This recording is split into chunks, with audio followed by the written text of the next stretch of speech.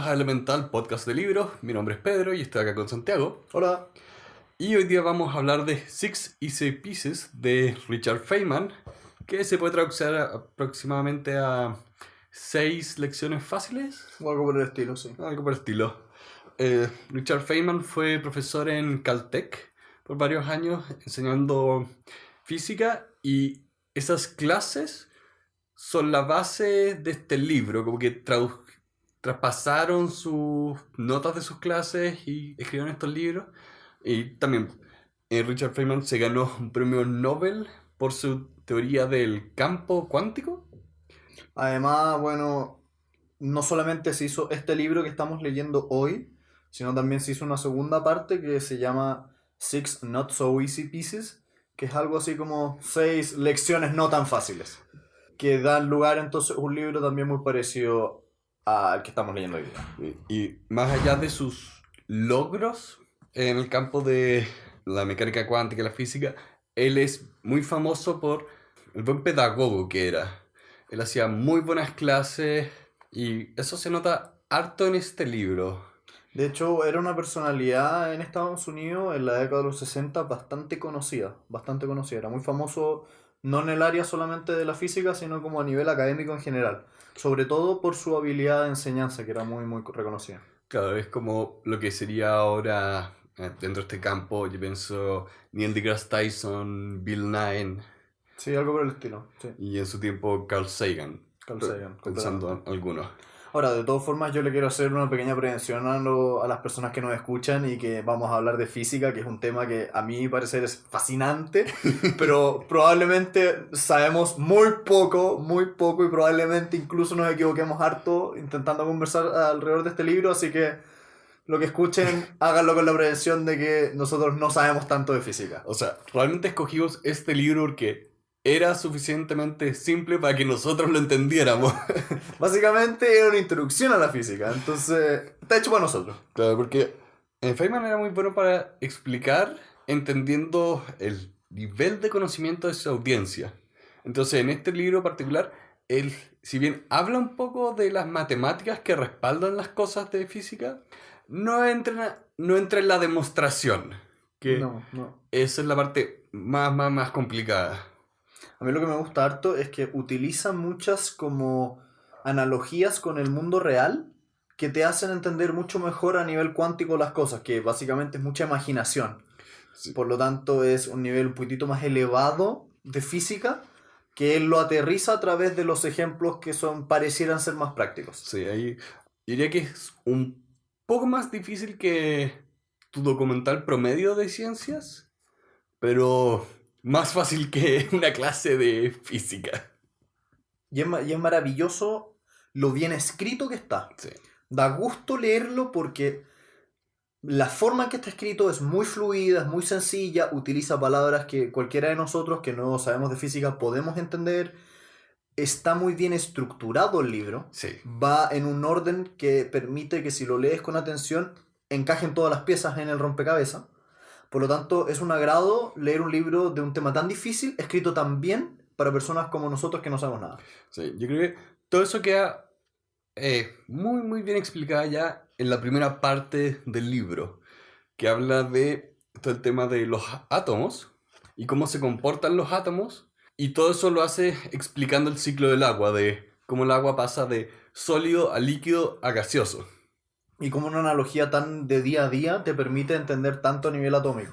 Claro, porque él explica, por un lado, parte explicando cómo se comporta el agua, de que pasa por estos 3 estados, y cómo todo eso se explica a nivel atómico, de cómo se comportan los átomos unos con otros, y eso te explica en qué estado está el agua.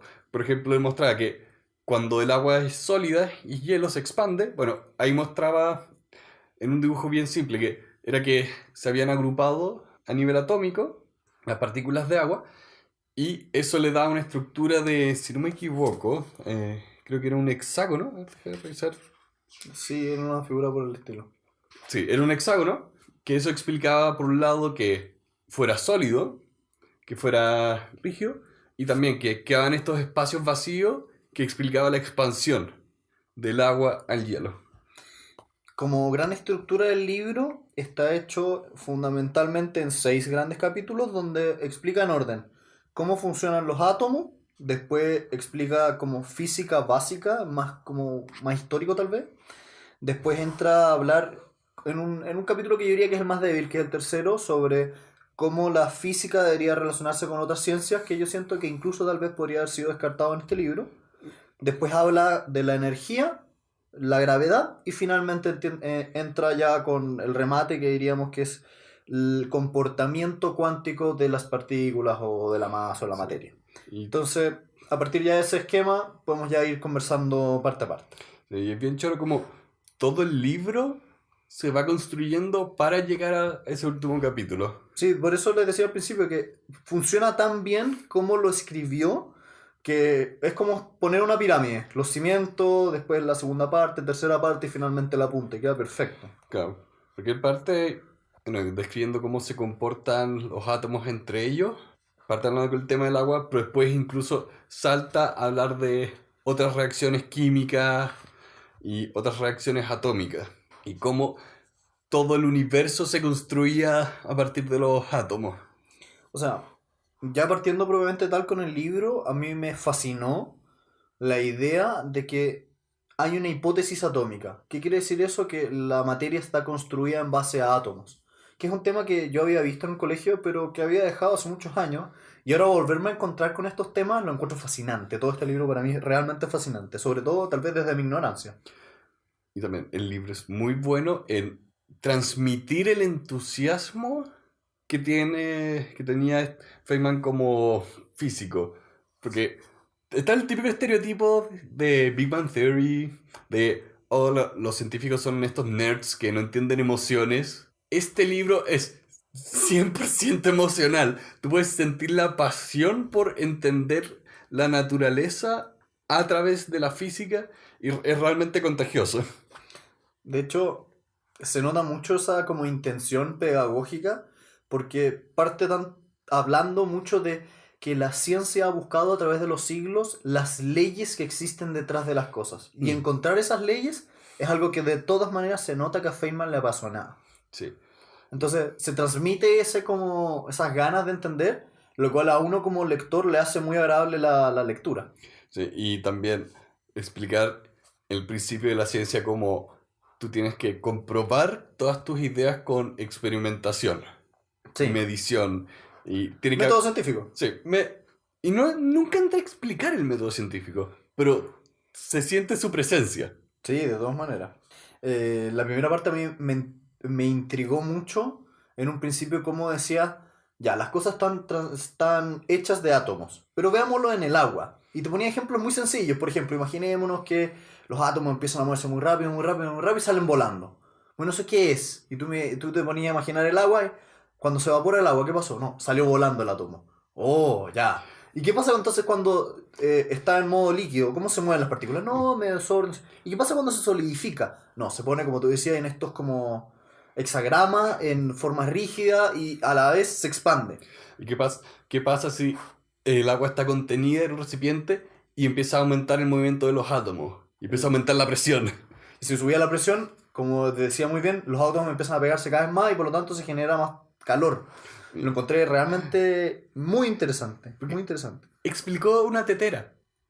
Explicó una tetera a nivel atómico. Eso es Sí. lo mejor de todo. Acá tenemos las tazas con té y él explicó cómo funcionaba eso. Entonces, a todos aquellos que quieran leer este libro, siéntense y hágalo con una tetera en la mano porque va a ser mucho más fácil. Oh, sí. Una cosa que también me gustó harto era también cuando explicaba cómo es muy importante entender que si nosotros decimos que toda la materia está construida en base a átomos, entender cómo funcionan los átomos nos deberían poder ayudar a entender la materia a nivel macro. Y empieza a elaborar en esa idea y se empieza a dar cuenta que hay cosas súper raras porque no se condice tanto lo que pasa a nivel atómico con lo que pasa a nivel más grande, macro. Sí. Como que empieza a poner las semillas de las ideas para el último capítulo. Sí. Y también, ya lo dijiste, que la tercera parte de este libro es saltable, pero yo rescataría de eso que él demuestra cómo muchas, si no todas, las otras ciencias están amarradas a la física y a la teoría atómica. Como todo el trabajo químico y la tabla de los elementos tiene un respaldo porque existe la teoría atómica. Sí. Otra cosa que a mí me gustó mucho, y moviendo un poquitito al segundo capítulo, donde hablaba de que históricamente se tenía la idea de que existían estos átomos supermasivos con estos electrones que daban vuelta alrededor, y cómo en teoría se creía que tenían como cargas, positivo o negativo. Entonces algunos se repelían y otros se atraían. Y cómo, ya a nivel solamente teórico, empiezan a hacer el cambio de decir, parece que esto no es atracción positiva o negativo, sino que hay algo extraño entre medio. Los campos electromagnéticos, las ondas electromagnéticas. Esa idea la encontré realmente interesante, realmente... Tal vez para toda la gente que sabe física es muy básica, Sí. pero para mí que venía de un mundo donde la física había quedado hace muchos años olvidada y ahora está volviendo a salir a la luz, lo encontré maravilloso. Yo siempre me imagino a tus alumnos en Derecho como... ¿Has visto cuando los gatos les tiran spray, les tiran agua con un spray? Sí, Yo me imagino así, ellos con todo lo que tenga un número. sí, es verdad. Lamentablemente el mundo de las leyes, la matemática y la física ya es, es una dimensión totalmente distinta. Pero sí, y también en el segundo capítulo explica muy bien el proceso científico de, mira, establecemos leyes, pero esas leyes son bastante flexibles en el sentido de que, mira, esto va a ser verdad hasta que encontremos una mejor explicación. Sí, eso me gustó harto. Y también, incluso había un reconocimiento de que las leyes no eran perfectas. Él decía, la ley tiene que ser suficientemente buena para explicar un fenómeno, pero no estamos pensando que esta ley es perfecta. Completamente. De hecho, me gustó mucho eso como a nivel ya más extra científico, sino como idea general, donde tú aceptas como verdadero aquello cuya comprobación tienes, y si sucede que alguien comprueba como verdadero algo distinto, dejas de tomar como verdadero lo que creías y lo cambias, Sí. evitando el dogma, básicamente. Sí. ¿Cómo era esa meditación que mandaste una vez de si estoy equivocado, por favor, díganme? Sí, Marco Aurelio tenía en sus meditaciones tiene un pasaje que habla específicamente de eso, de si es que estoy mal, o actúo mal, o pienso mal, por favor, muéstrame que estoy mal de manera de que yo cambie mi actuar o cambie mi pensar. Y como esa cita, yo creo que si es que tú la tienes muy incorporada en tu ser, te hace una persona mucho más inteligente, mucho más íntegra, porque te permite reconocer tus propios errores y ir creciendo, Sí. sin quedarte amarrado con tus preconcepciones. Sí. Yo encuentro que realmente hay una bondad en esta forma de acercarse a las cosas en que te permites estar equivocado, te permite ser amable y ser bondadoso con las personas en sus errores. Y es un tema de aceptar las limitaciones. Es una idea bastante de humildad, a pesar de que tú estés diciendo, mira, el universo se comporta de esta forma. Es la ley más fuerte que puedes encontrar y aún así encuentras que hay un reconocimiento de la limitación humana dentro de.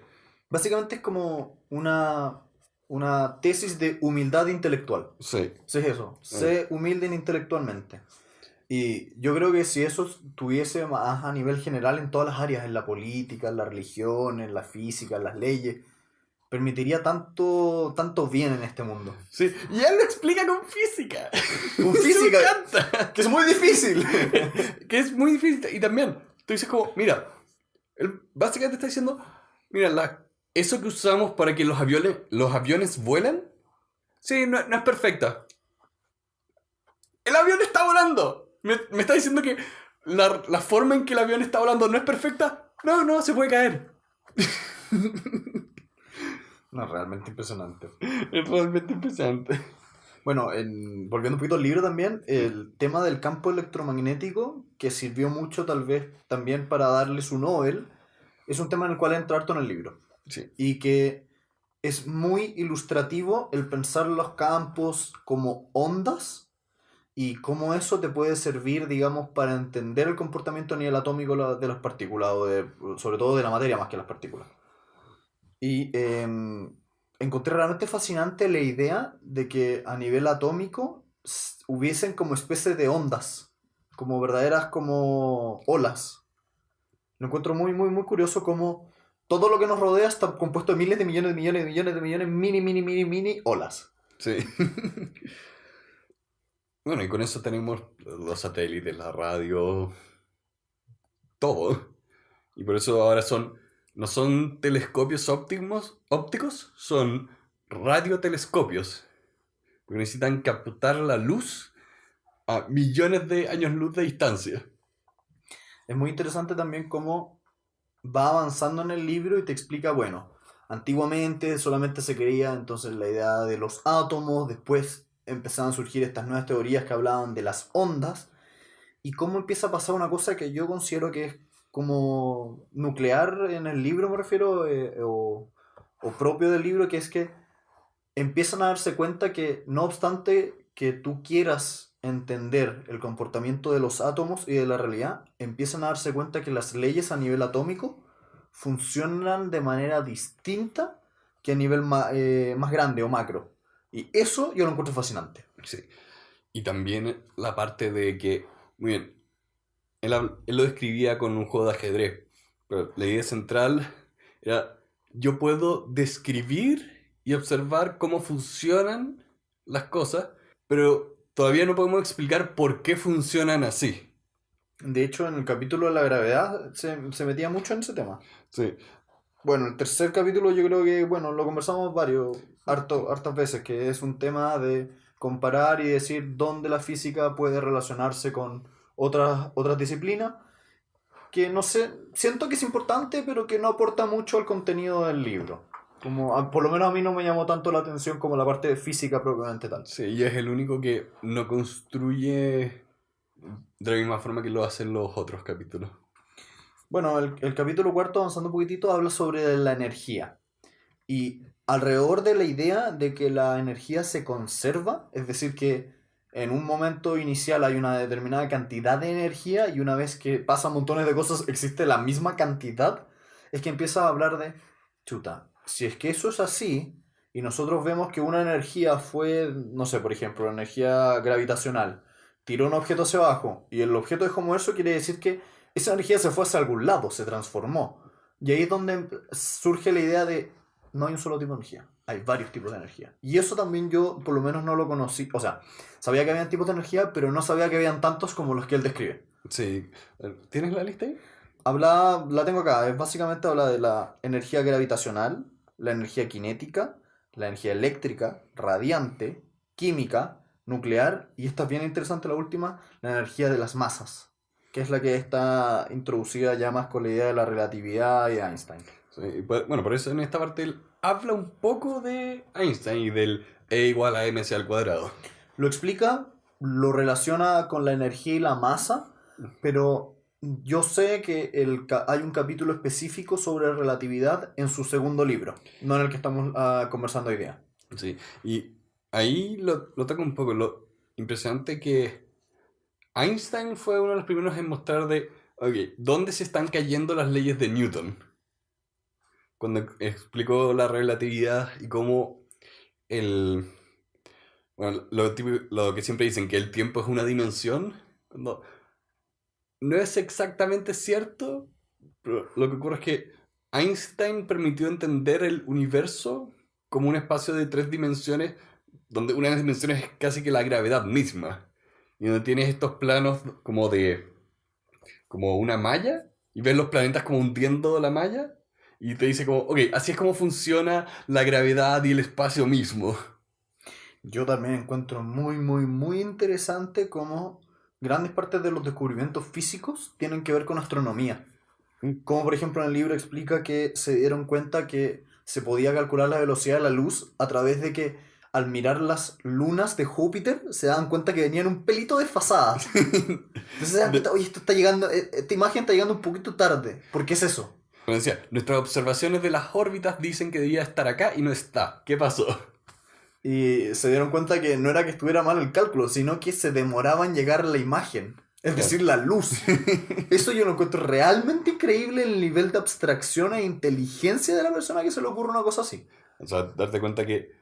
Porque después con eso se dan cuenta, ok, podemos calcular ahora las distancias basados en la luz. Porque uno de los temas de Einstein que no toca el libro, pero Einstein, uno de los aportes que hizo fue determinar y demostrar cómo la luz, no hay nada más rápido que la luz. De manera corta, Einstein lo que hizo fue, ok, voy a trabajar con esta idea de que la luz es lo más rápido y nada puede ir más rápido que esto. Y todo el modelo se construyó a través de eso y por eso después se básicamente demostró a sí mismo de que solo funciona y todo funciona con esta idea de que no hay nada más rápido que la luz. De hecho, también, por ejemplo, no solo el tema de la velocidad de la luz, sino también cómo la luz es energía, Sí. también es un tema que trata harto el libro. Sí. Hay una idea que es creo que es la ley de... No sé cómo se traduce entropy, pero también me puedo estar equivocando la palabra. Entropía, creo que. Sí, que es la idea de que la energía busca formas más complejas. Y es la idea de que si a la Tierra les llega la energía solar, eso es absorbido por las plantas en la fotosíntesis, los mamíferos se comen las plantas, otros mamíferos se comen a otros mamíferos, y finalmente esa energía singular se va dividiendo, dividiendo, dividiendo. Y también conservando. Eso yo lo encuentro realmente interesante, que exista una cantidad única de energía y que solamente se transforme. Yo de hecho no logro entender cómo eso es así, como ya suponiendo que partió todo en el Big Bang o algo por el estilo. Pero realmente no lo entiendo. ¿Cómo es posible que sea siempre lo mismo y nunca haya cambiado? Hay un, hay un video en internet que explica cómo la propiedad física de que tú tuvieras cerros y valles representando la energía, las partículas buscan la parte más baja y se quedan ahí. Y hay una teoría de, básicamente, que es si no me equivoco, era como una especie de colapso cuántico, donde, mira, el universo se desintegra porque las leyes de la física colapsan. Ah, Y no tenemos idea. Mira, solo sabemos que todo se destruiría, pero no tenemos idea si es que se está creando un universo dentro de ese espacio. Era muy, muy raro. también otra cosa muy entretenida de la energía era como una misma energía, por ejemplo la energía eléctrica, podía tomar otras formas, como la energía radiante, que era lo que nosotros vemos en las ampolletas. Bueno, sin ir a algo más lejos. Primero, dentro de esa misma ampolleta tú tienes el tema de que las ampolletas producen luz y calor. Ahora cambiamos A las LED. a las LED que solo producen luz, por lo tanto consumen menos energía, ya que no irradian calor. Y dentro del mismo cuerpo humano, nosotros cuando nos alimentamos, transformamos la comida en glucosa, que es energía química, y nuestro cerebro funciona con energía química y el sistema nervioso funciona con energía eléctrica, con pequeñas descargas en los nervios. Es realmente apasionante cómo va cambiando de forma.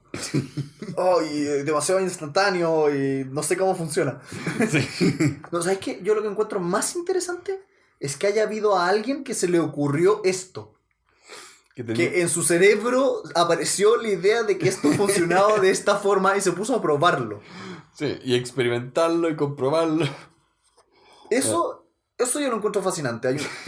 Hay un inversionista que se llama Charlie Munger que tiene una frase que me encanta. Parafraseando un poco, dice algo así como: yo prefiero a aquellos profesores eminentemente muertos que a aquellos normalmente vivos. Es decir, prefiero leer a un profesor escrito que es un genio a tener como profesor real a una persona que no es tan genio. Y a mí me pasa mucho cuando leo que me encuentro con los eminentemente muertos. Este tipo de libros me demuestra eso. Me muestra un tipo que, de yo haberlo visto vivo, yo hubiera quedado realmente impactado de lo brillante que es.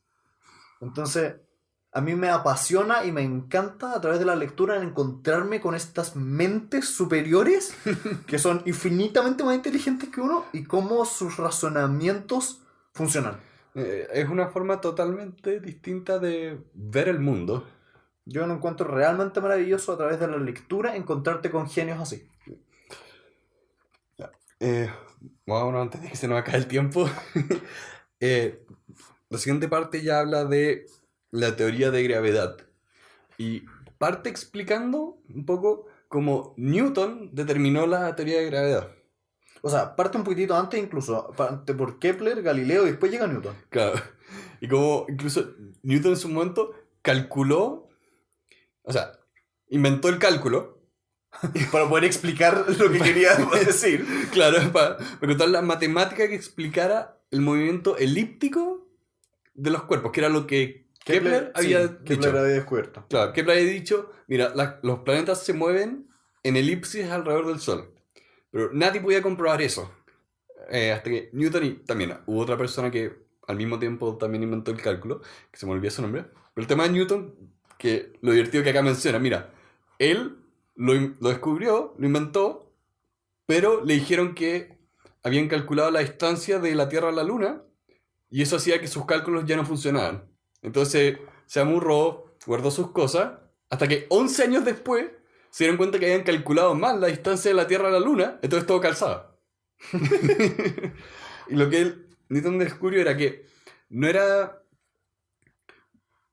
que he explicado un poco la analogía. El libro habla de una bala. Yo he escuchado a Neil deGrasse Tyson hablando que eran cañones. Da lo mismo, el punto es que si tú disparas un objeto hacia el horizonte, eventualmente cae. Entonces lo que Newton empezaba a explicar era, ok, ¿qué pasa si lo disparo más fuerte? Y va más rápido, y más rápido, y más rápido. Hasta que finalmente llega a un momento que va a caer. Claro, empieza a caer, pero la Tierra es curva. Entonces estás cayendo perpetuamente en círculos alrededor del planeta. Tal como lo hace la Luna. Tal como lo hace la Luna. No es que esté girando alrededor nuestro, es que la Luna se está perpetuamente cayendo hacia la Tierra. Es realmente increíble eso. Es realmente increíble que está perpetuamente cayéndose, pero no cae. Sí, y de hecho, los astronautas no tienen... en el espacio flotan, pero ellos están en órbita todavía. Y lo que ocurre es que ellos no les afecta la gravedad porque están cayendo. O sea, para ordenar un poquitito las ideas y para demostrarles lo bien escrito que está este libro, es el hecho de que en la parte de la gravedad construye uno sobre el otro. Entonces, parte hablando, como tú decís, de Kepler, después como Galileo tomó lo de Kepler y finalmente como Newton tomó entonces lo de Galileo. Y después incluso llega y se empieza a plantear la duda de que, ya, ahora entendemos que existe esta fuerza que se llama gravedad, pero se empiezan a dar cuenta que hay un pequeño problema como conceptual, que es que, ¿qué demonios es la gravedad? Sí. Entonces, ya, sabemos cómo funciona, pero no sabemos qué demonios es. No, puedes explicarlo, pero no sabes por qué es tan poco. Eso yo lo encuentro genial. Yo lo encuentro realmente genial. Y también me encanta cuando escribe el 1 partido 4.7 por 10 elevado a 42. Y lo dibuja. Sí. Y es como una S con ceros, porque es una cantidad ridícula. Eso no aporta nada, pero me encanta. O sea, aporta la demostración. Bueno, ahí después empieza como a hablar de distintas cosas y relaciona la idea de Newton de la gravedad que se aplica de manera instantánea.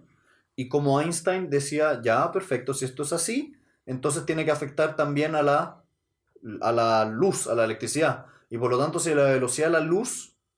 a ver, ¿cómo lo decía? Decía que Einstein señalaba que no se pueden mandar señales más rápidas que la velocidad de la luz, porque la ley de la gravedad, si no fuese así, estaría errada. Por lo tanto, empieza a hablar de la ley de gravedad de Einstein. Y entonces, muy interesante cómo pasa ya de la de Newton a la de Einstein. Claro, porque el conocimiento se acumula y tú trabajas sobre ese conocimiento. Bueno, como dicen, trabajando Newton. sobre los hombros de los Newton propios tenía gigantes, eso. que lo decía Newton. Y después, qué interesante cómo Einstein se paró sobre su hombro. Claro. Y lo interesante ahí de Einstein que empezó a decir, mira, todo lo de Newton funciona hasta que.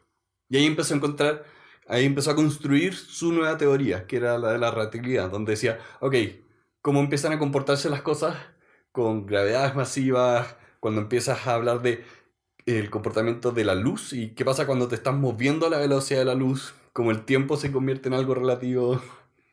De hecho, el autor explica que Einstein entendía que todo lo que tiene energía tiene a su vez masa. Y masa entendía como que es algo atraído gravitacionalmente.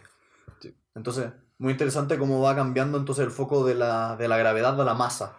Y ahí, bueno, el E igual a mc al cuadrado y todo, pero cómo empieza a meter entonces el concepto de masa. Eso yo me lo encuentro muy entretenido. Sí. Finalmente yo diría que remata el libro con la idea fuerte que es el comportamiento cuántico, es decir, a nivel atómico. Y cómo las mecánicas cuánticas es una descripción de la materia, pero a nivel atómico. Claro. Y acá lo choro del libro es que parte describiendo, parte describiendo los átomos, después empieza a hablar de las leyes generales de la física, después de la energía, después la gravedad, todo para poder explicar bien estos conceptos de cómo funcionan las cosas al nivel más pequeño que existe. Sí, y dice, a nivel atómico las cosas se comportan de una manera totalmente distinta a la forma en que las cosas se comportan desde nuestro punto de vista de experiencia o de la vida así como más macro. Claro, porque una de las cosas más difíciles de la mecánica cuántica es que, si bien a ver, si tú sabes la matemática, puedes entenderla, pero a nivel intuitivo es difícil de entender porque no es observable. Sí. Tú no estás viendo Es en la teórico. vida real cómo funcionan las cosas a nivel cuántico.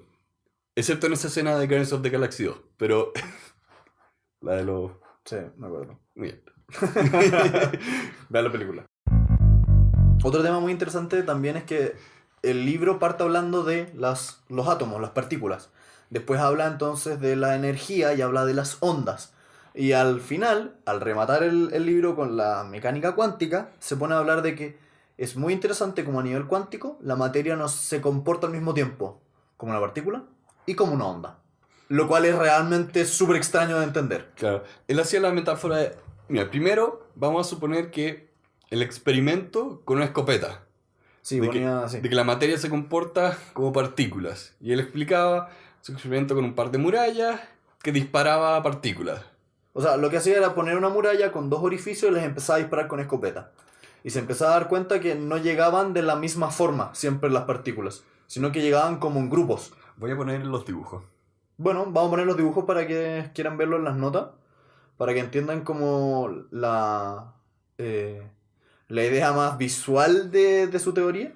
Y explicaba, tenemos una muralla con dos orificios y empezamos a dispararle escopetazos. Nos damos cuenta que con las escopetas, los perdigones de las escopetas no llegan de manera uniforme, sino que todos los disparos son distintos y llegan como en distintos grupitos, movidos para acá, movidos para allá. Y después dice, bueno, al mismo tiempo nosotros podríamos hacer el mismo ejemplo, pero en vez de con escopetas, con agua. Y ver cómo van llegando entonces las partículas de agua a nuestro lugar donde nosotros lo medimos y cómo van llegando en ondas. Entonces, con estas dos analogías, él dice a nivel cuántico, las partículas se comportan en su distribución como partículas, pero en su forma de llegar como ondas. Entonces, es una cosa muy extraña cómo funcionan ambas formas. ¿Era así o al revés? ¿Es así? No sé. A ver.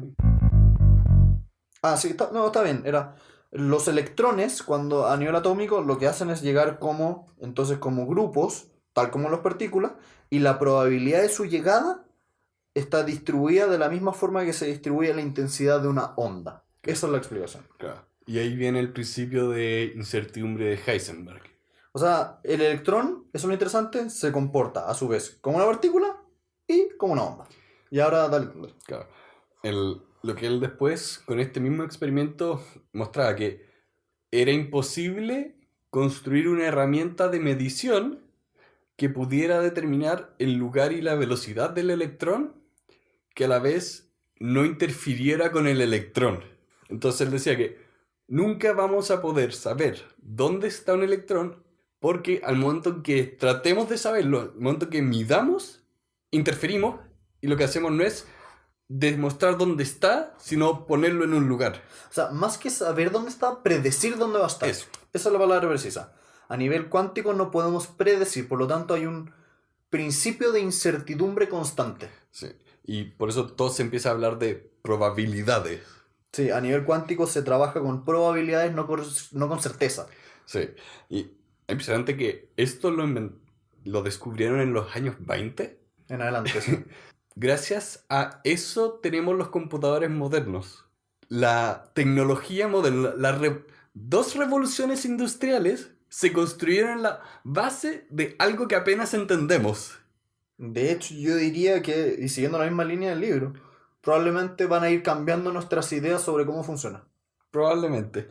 Y ahí está, no habla el libro de esta analogía, pero la famosa analogía de el gato de Schrödingers. Schrödinger, sí. Sí, difícil pronunciar el nombre. La analogía de si tenemos un gato dentro de una caja junto a una bomba cuántica, mientras tengamos la caja cerrada, el gato está vivo y muerto al mismo tiempo, porque no sabemos si es que la bomba explotó o no. O sea, no es que esté vivo o muerto, no podemos predecir si está vivo o muerto. Claro, por lo tanto, el gato está vivo y muerto al mismo tiempo.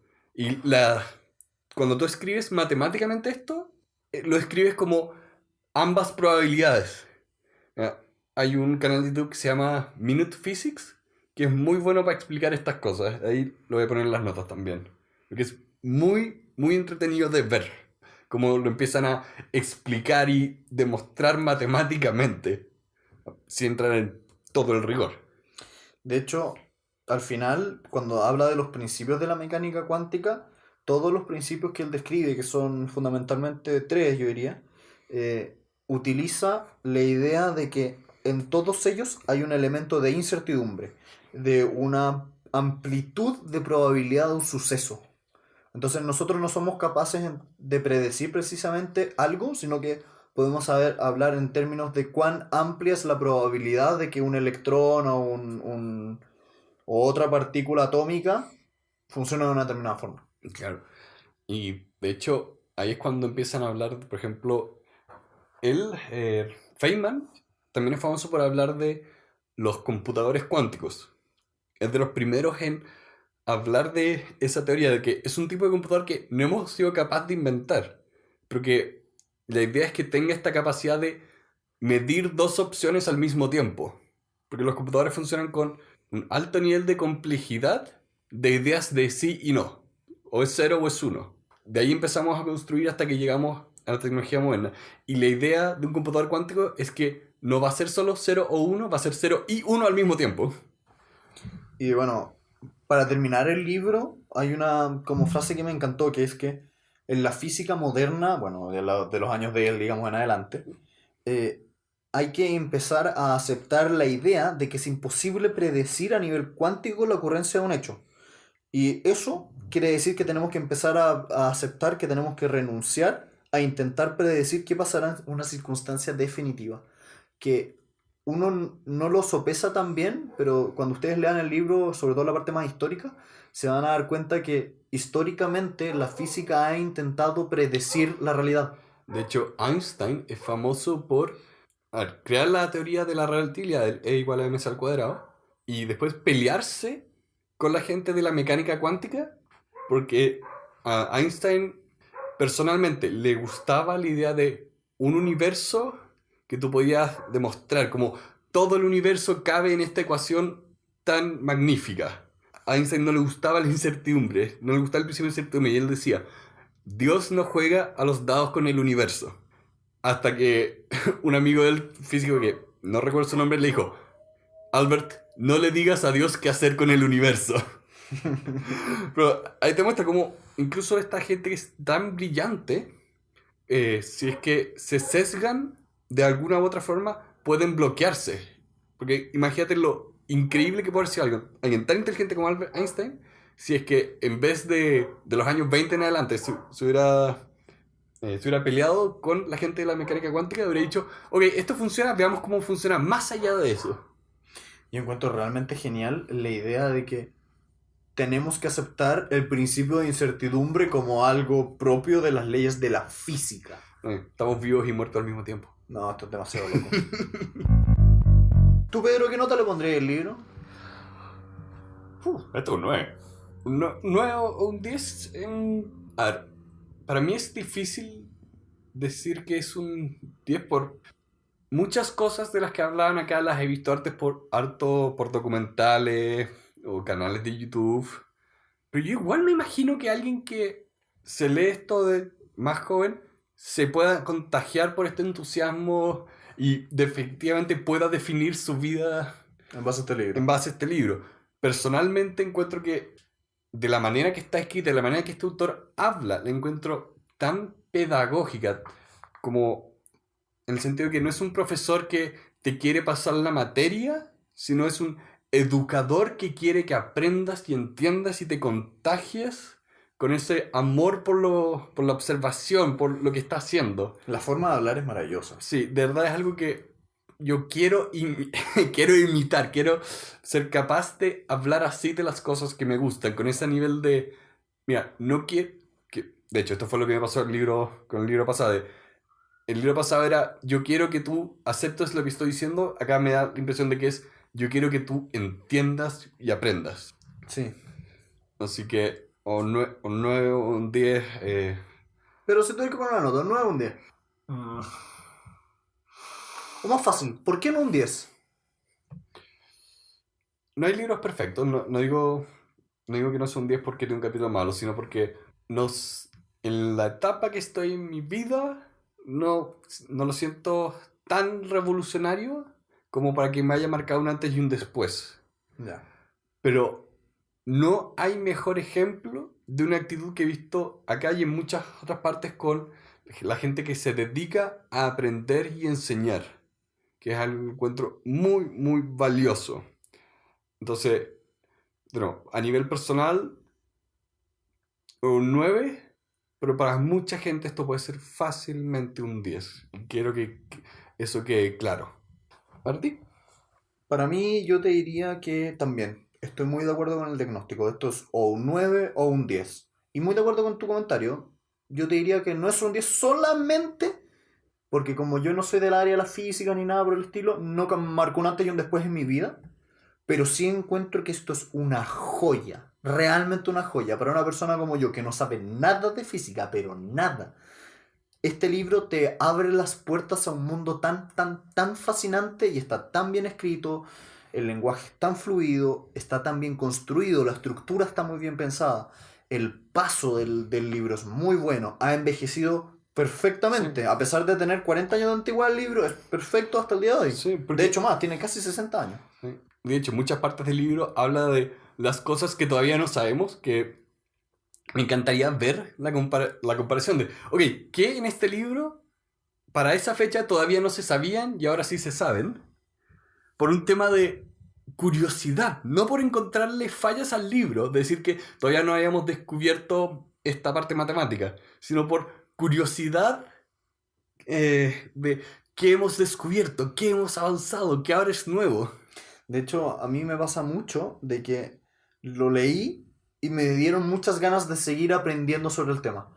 Yo creo que eso es muy valioso del trabajo que estamos haciendo aquí para todos los que nos escuchan, de invitarlos a leer sobre temas que están fuera de sus áreas de confort, fuera de sus áreas que conocen, que saben, que les gustan.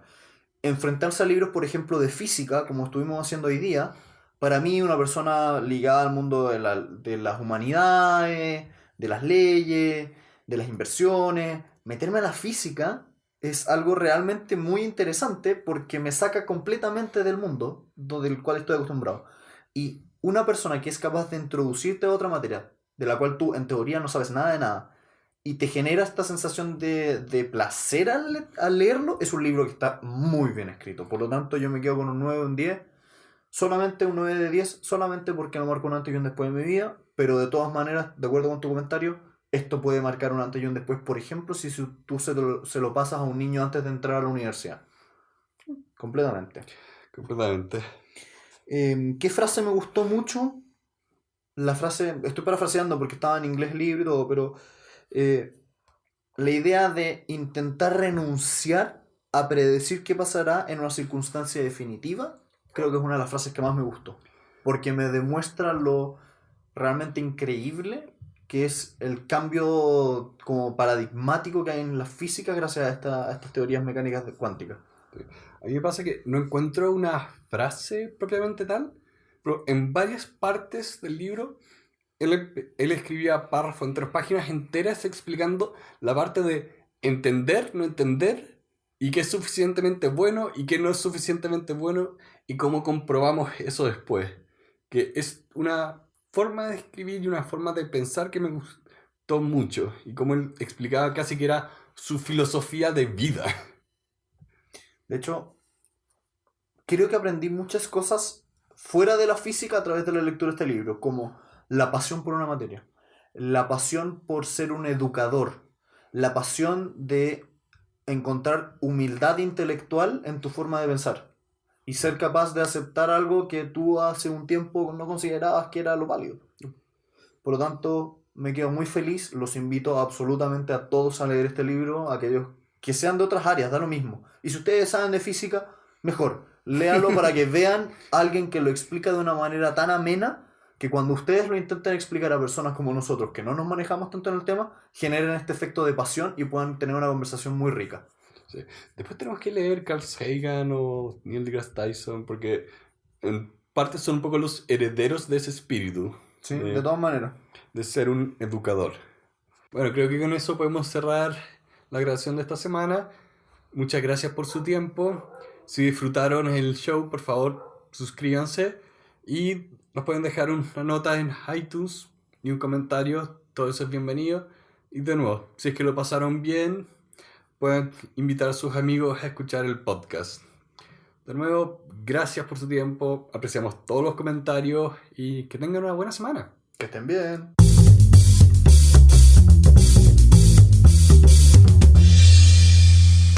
Ahí mejor. Ahí está.